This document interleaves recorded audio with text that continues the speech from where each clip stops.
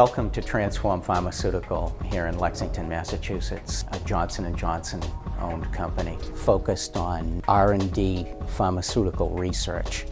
In 2006, Johnson & Johnson initiated the 2010 World Energy Initiative, which was a roadmap for J&J to become one of the most environmentally efficient companies in the world.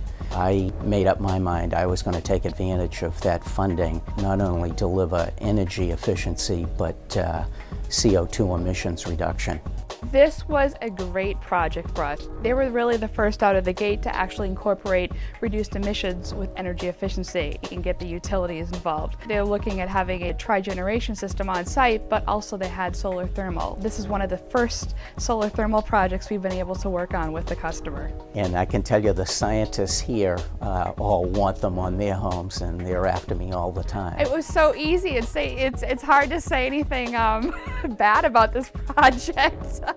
So we've gone from about a low 30% efficiency of power off the grid to about an 82% efficiency.